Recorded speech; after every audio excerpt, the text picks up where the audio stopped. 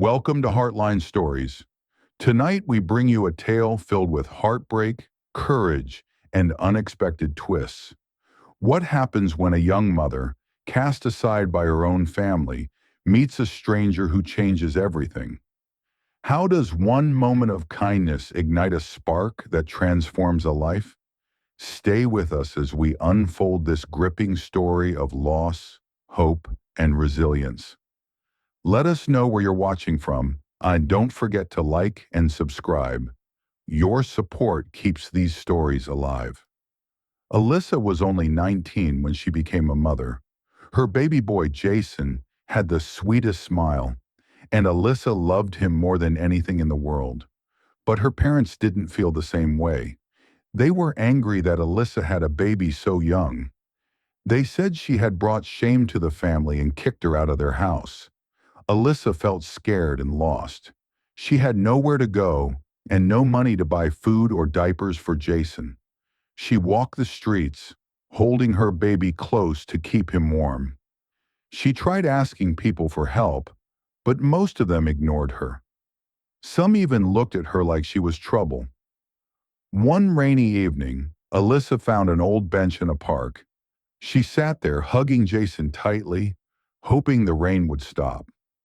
Suddenly, she heard footsteps.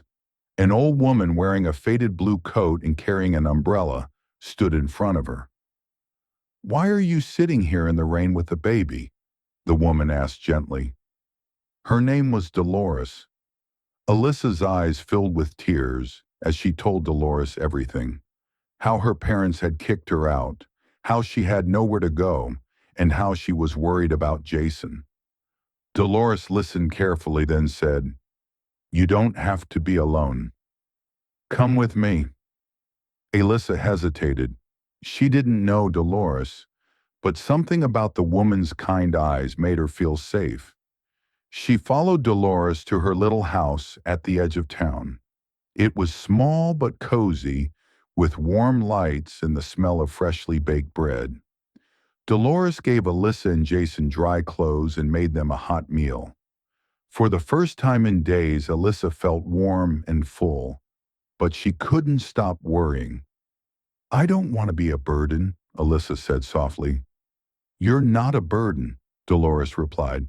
"Everyone needs help sometimes, and I believe Jason and you are meant for something special."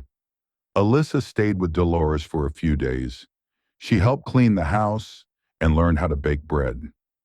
Dolores taught her things about life, how to be strong and believe in herself.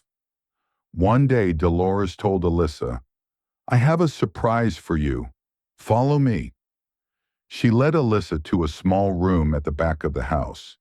Inside was a crib for Jason and a little bed for Alyssa. The walls were painted with stars and clouds. "This will be your room," Dolores said with a smile. Alyssa cried happy tears. No one had ever been so kind to her. But the story doesn't end here. Alyssa's journey was just beginning, and life had more surprises waiting for her. Alyssa's days at Dolores's house became brighter as she began to feel more confident. She was determined to make a better life for Jason. Dolores, with her wisdom, guided Alyssa step by step. She showed her how to manage money, cook nutritious meals, and even how to sew clothes. These small skills gave Alyssa hope that she could build a future for herself and Jason. One afternoon, Dolores handed Alyssa a stack of papers. "These are job listings," she said kindly. "I know you've got the strength to find something. You can start small and work your way up." Alyssa felt nervous but excited. She studied the listings and decided to apply for a cashier job at a small grocery store nearby. Dolores helped her prepare for the interview, practicing questions and building Alyssa's confidence. When the day of the interview came, Alyssa dressed in her best clothes, a simple blouse and skirt that Dolores had helped her mend. She felt butterflies in her stomach, but kept reminding herself that she was doing this for Jason. The manager at the store, Mr. Brooks, was a kind man with a warm smile. He asked Alyssa about her experience, and though she didn't have much to share, she spoke honestly about her determination and willingness to learn. "I like your attitude, Alyssa," Mr. Brooks said after the interview. "You start Monday." Alyssa couldn't believe it. She had a job. She ran back to Dolores's house with tears of joy, hugging Jason tightly as she shared the news. Dolores smiled and said, "I knew you could do it."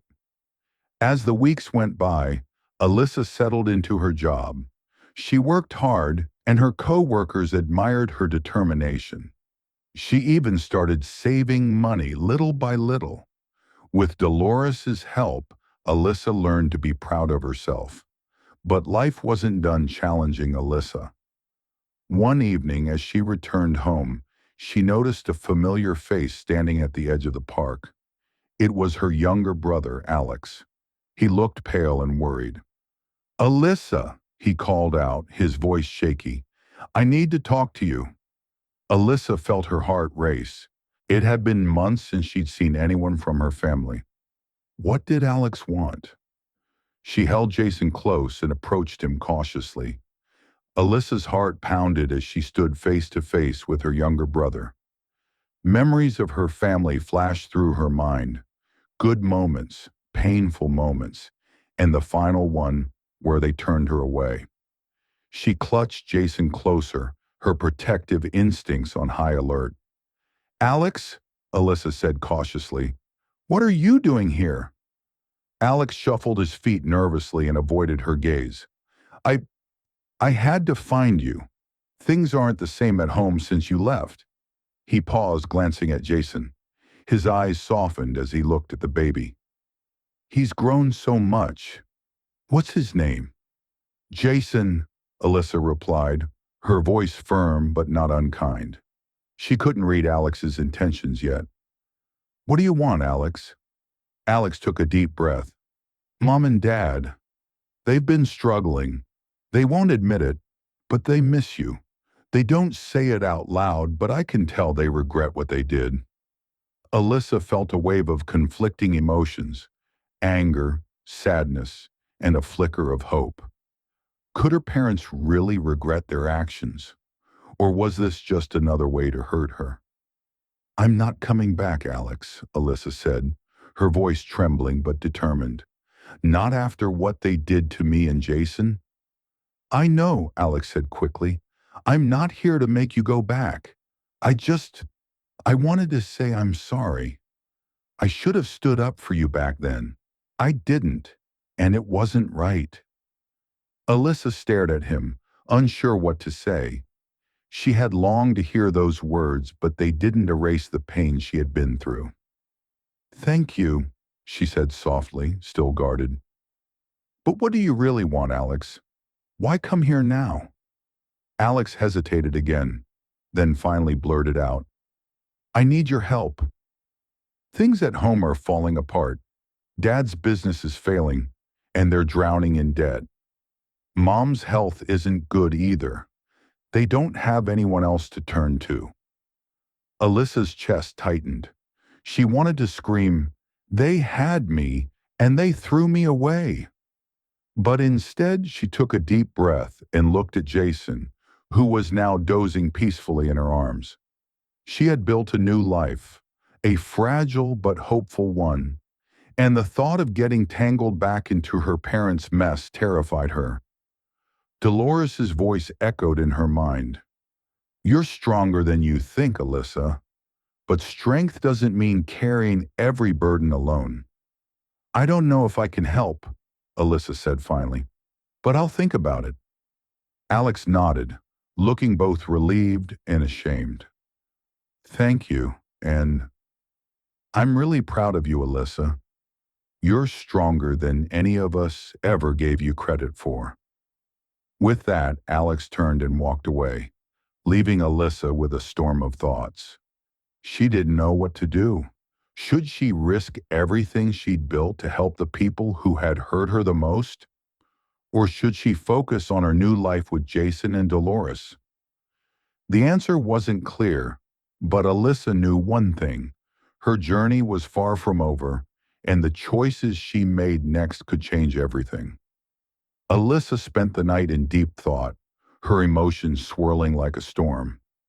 She looked at Jason peacefully sleeping in his crib, his tiny chest rising and falling with each breath.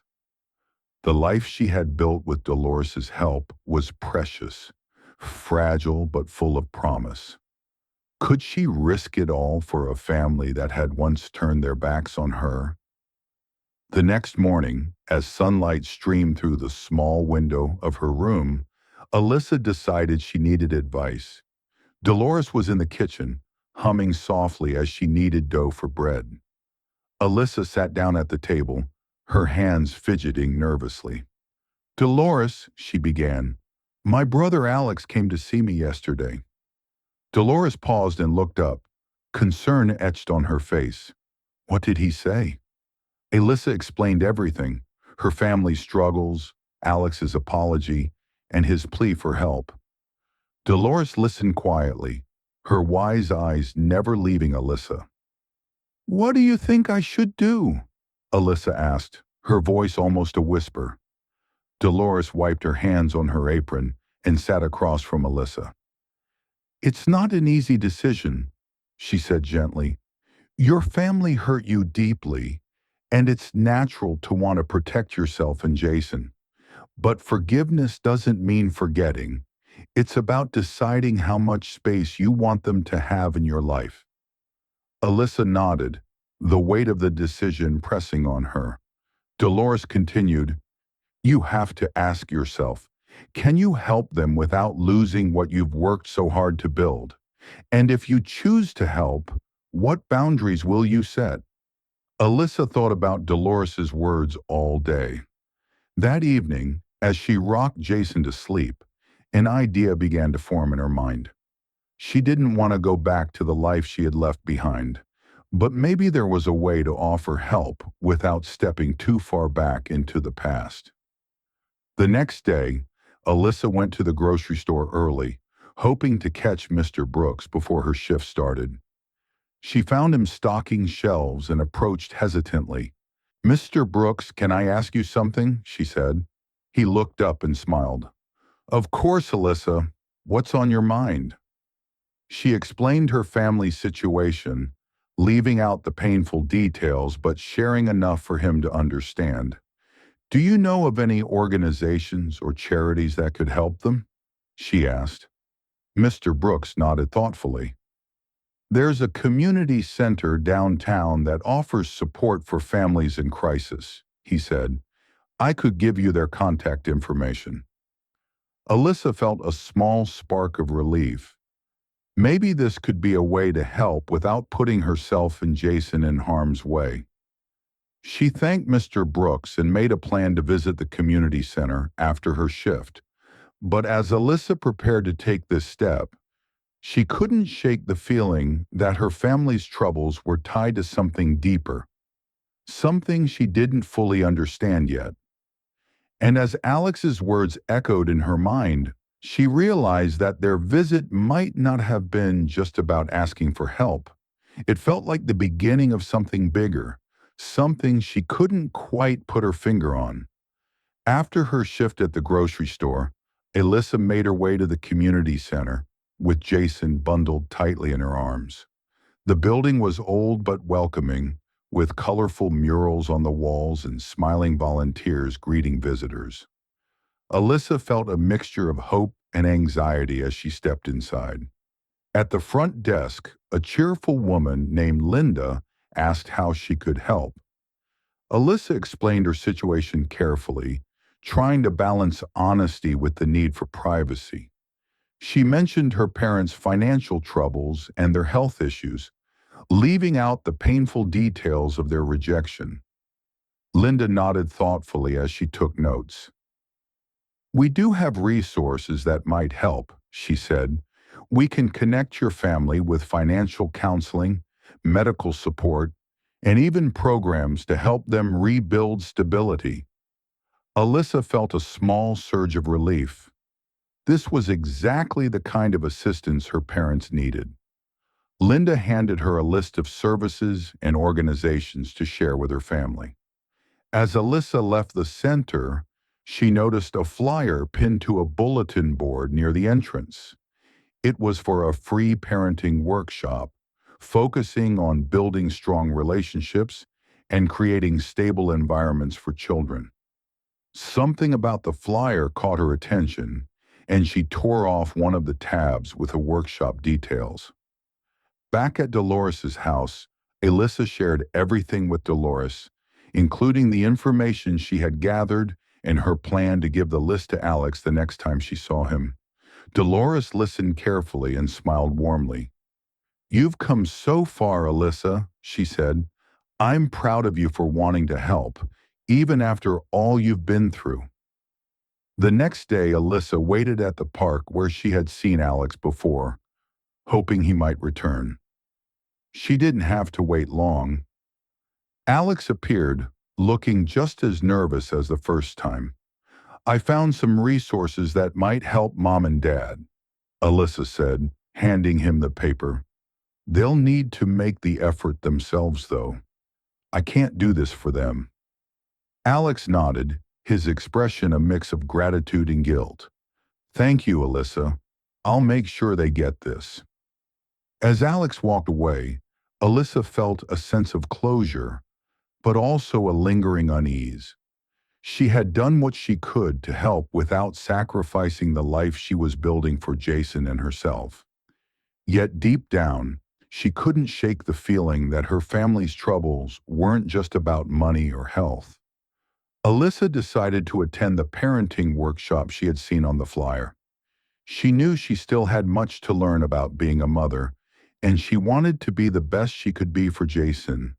What she didn't know was that the workshop would lead her to unexpected connections and open doors she never imagined.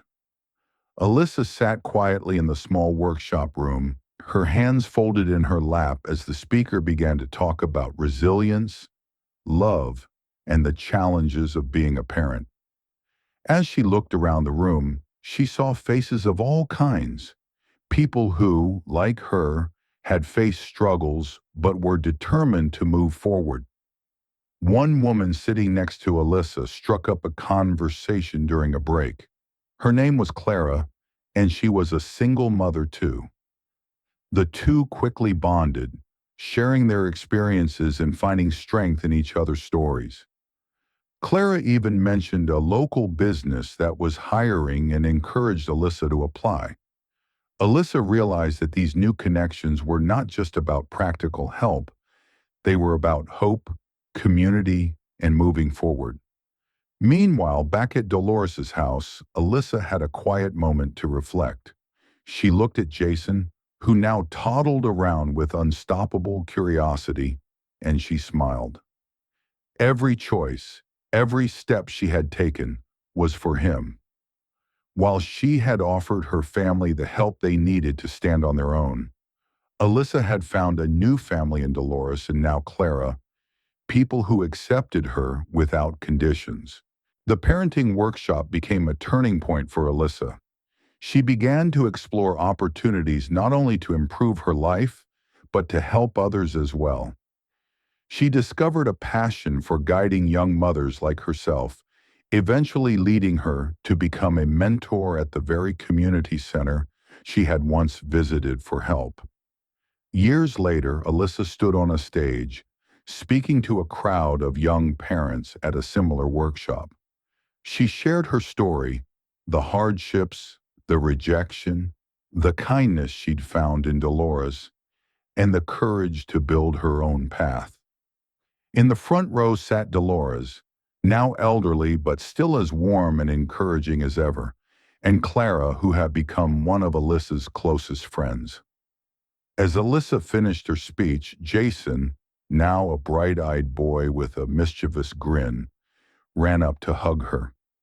In that moment, Alyssa knew she had come full circle. The pain of the past was still a part of her, but it no longer defined her.